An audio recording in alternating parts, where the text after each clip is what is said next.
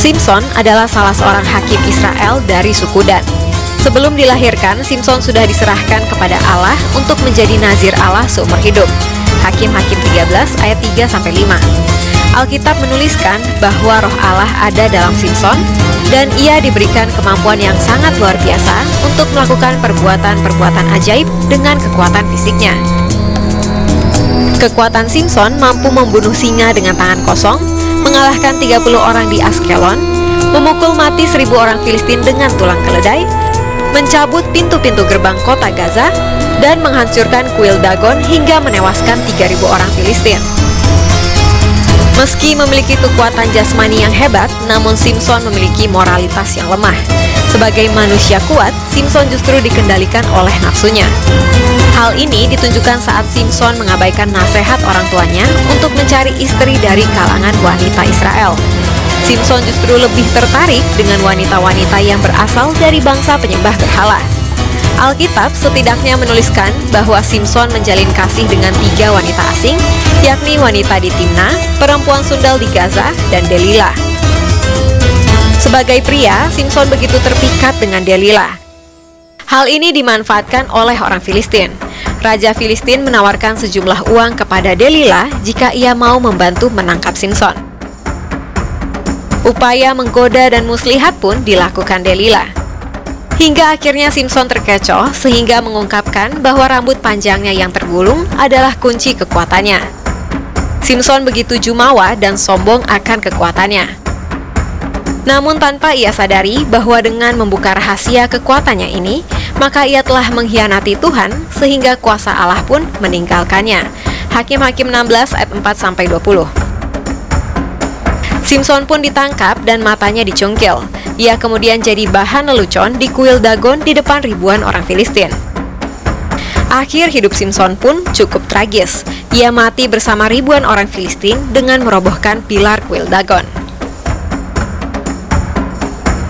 Simson adalah pria beriman dan termasuk dalam tokoh-tokoh beriman seperti ditulis dalam Ibrani 11. Namun di waktu yang sama, Simson adalah pria yang hidup dikendalikan keinginan duniawi.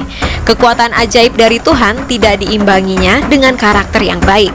Kesombongan Simson mendatangkan kehancuran baginya. Simson pria hebat dan kuat, namun dirundung dan direndahkan di ujung hidupnya. Dalam kehidupan, kita pun bisa mengalami hal yang sama. Kesombongan bisa menyusup dalam hati kita tanpa kita sadari dan akhirnya membuat kita tersandung jatuh. Firman Tuhan mengingatkan bahwa kecongkakan mendahului kehancuran dan tinggi hati. Demikian jawaban dari Fakta Alkitab hari ini. Beri pendapatmu di kolom komentar. Jangan lupa untuk subscribe channel ini dan nyalakan lonceng notifikasi supaya kamu mendapatkan informasi video-video terbaru dari Jawaban Channel. Sampai ketemu di Fakta Alkitab berikutnya. God bless you!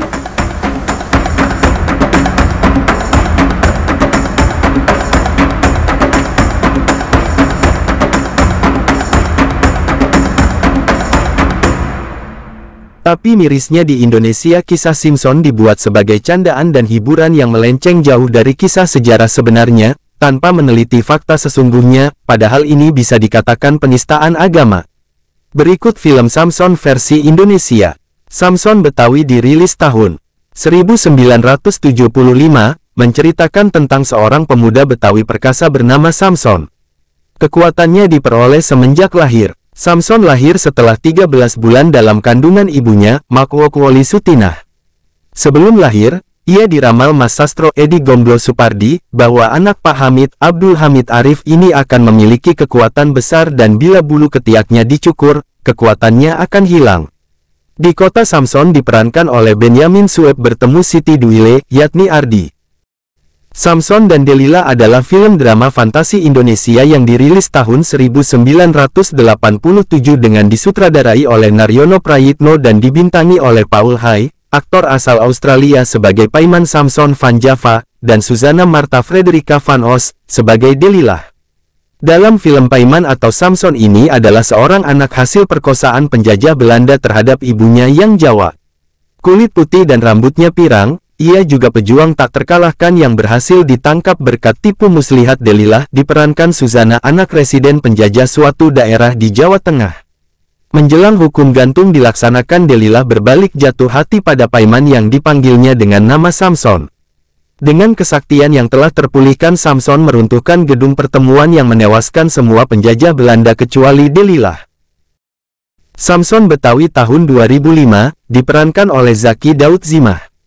Dan Dahlia diperankan oleh Usi Sulistiawati, ibu angkat dari Samson, diperankan oleh Cut Keke Zudiake Tengku Angkasa, bapak Samson, diperankan oleh Haji Malih Tongtong, sosok ayah Dahlia, diperankan oleh Jaja Miharja.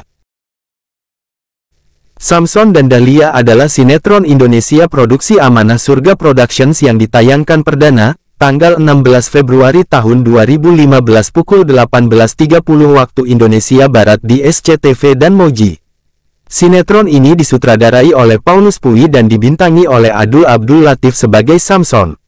Melody Prima Ananda Divya sebagai Dahlia, Handika Pratama sebagai Beno, Asa Sara sebagai Juleha ibunya Simson, Zaki Daud Zimah sebagai Pak Somad ayahnya Simson.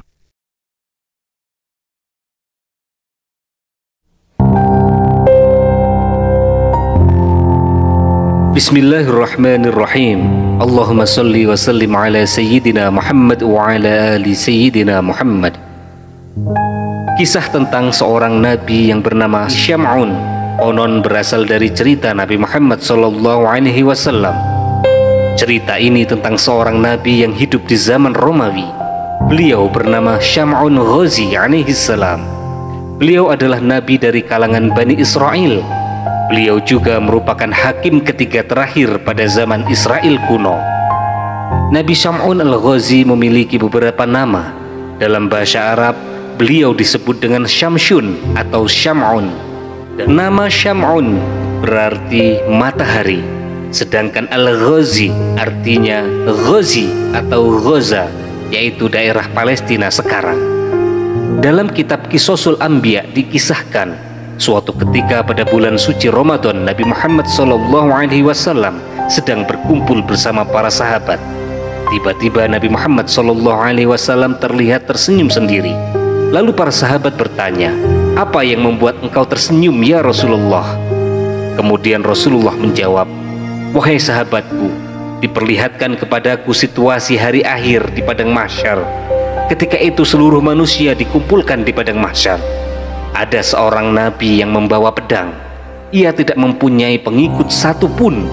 Ia masuk ke dalam surga. Namanya adalah Syam'un." Kemudian Rasulullah bercerita tentang seorang nabi bernama Syam'un al-Ghazi. Beliau adalah nabi yang berasal dari Bani Israel yang diutus di tanah Romawi. Nabi Syam'un Ghazi alaihissalam berperang melawan bangsa yang menentang ketuhanan Allah. Nabi Syam'un al-Ghazi adalah seorang pahlawan berambut panjang. Beliau memiliki mukjizat dapat melunakkan besi. Selain itu, kekuatannya luar biasa, melebihi binaragawan manapun yang hidup saat ini. Saking kuatnya, beliau merobohkan istana dengan tangannya. Nabi Syam'un memiliki senjata semacam pedang yang terbuat dari tulang rahang unta yang bernama Liha Jamal.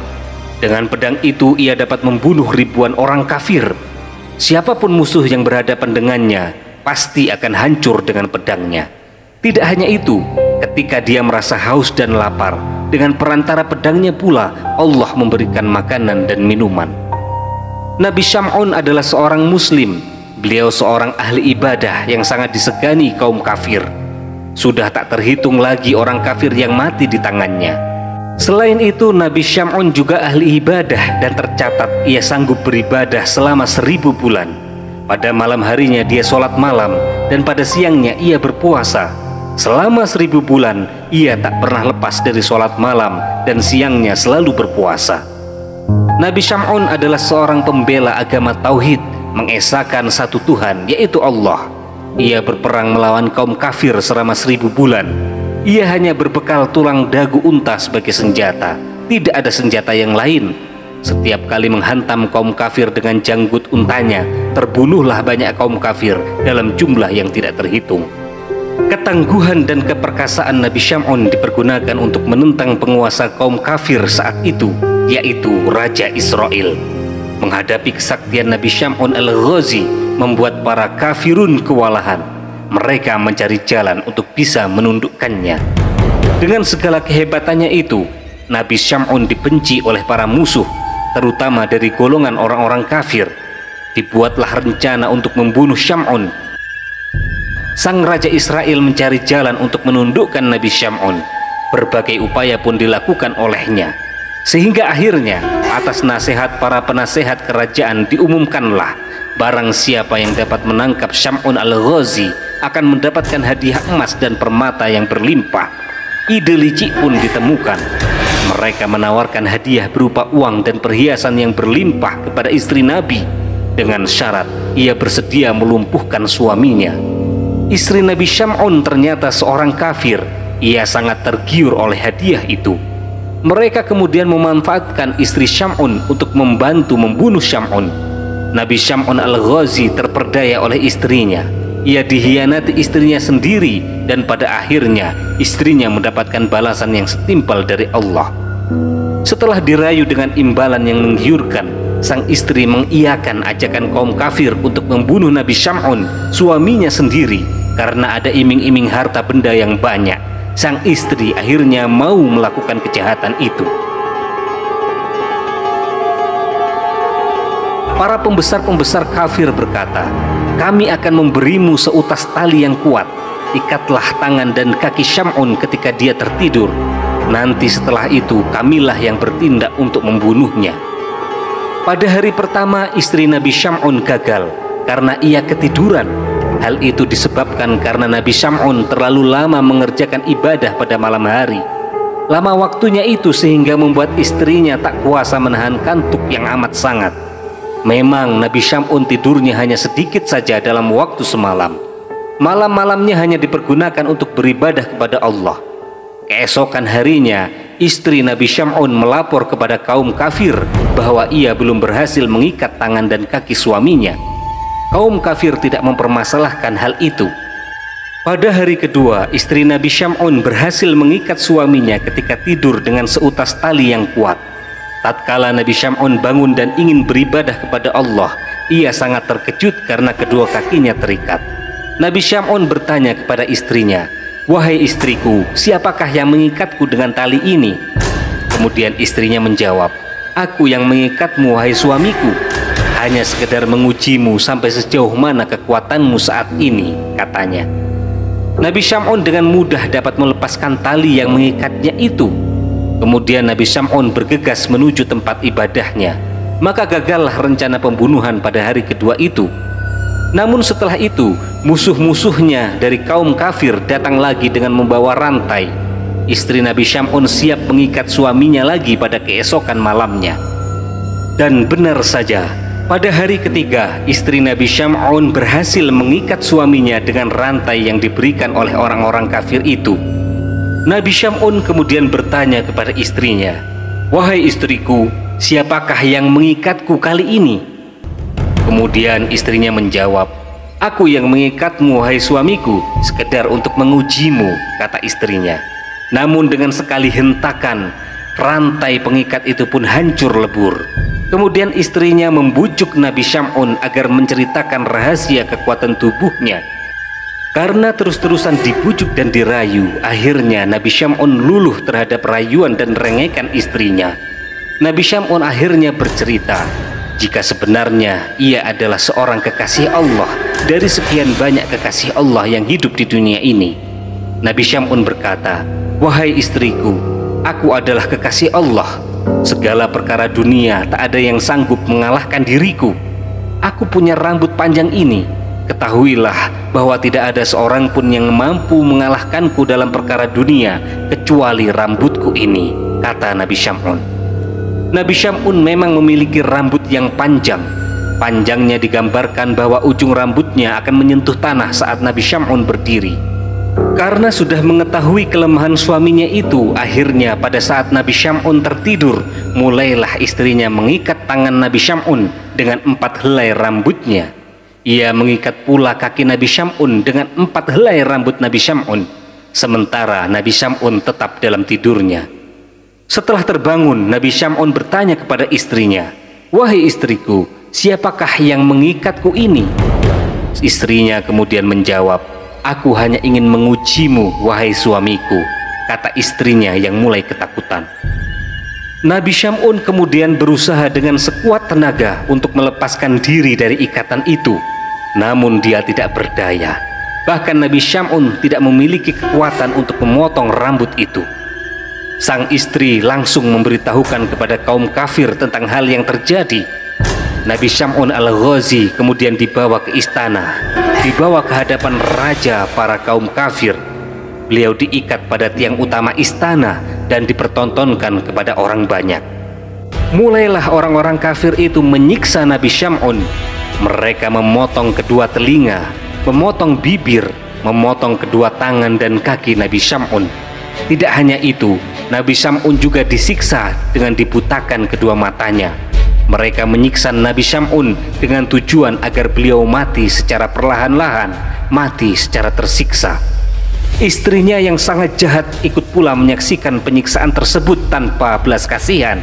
Astagfirullah, sungguh biadab orang-orang kafir ini.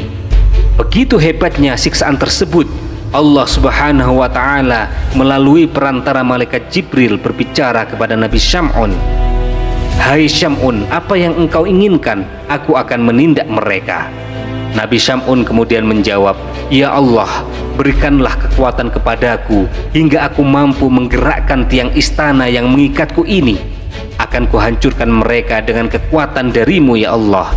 Bismillah, la haula wa la quwata illa billah. Istana yang kokoh itu tiba-tiba bergetar. Atapnya rontok berjatuhan. Dalam sekejap, tiang penyangga istana yang sangat besar itu roboh dan hancur lebur. Istana yang dijadikan tempat pembantaian Nabi Syam'un itu tiba-tiba hancur. Atapnya menimpa orang-orang kafir yang ada di dalamnya. Semuanya mati. Begitu juga dengan istri Nabi Syam'un. Ia ikut tertimpa reruntuhan gedung istana raja kafir. Ia mampus seketika. Mereka semua mati tertimpa runtuhan bangunan istana dan terkubur di dalamnya. Hanya Nabi Syam'un yang selamat. Lalu Allah mengembalikan seluruh anggota badan yang telah terpotong dan menyembuhkan segala sakitnya. Wa ba'da dzalika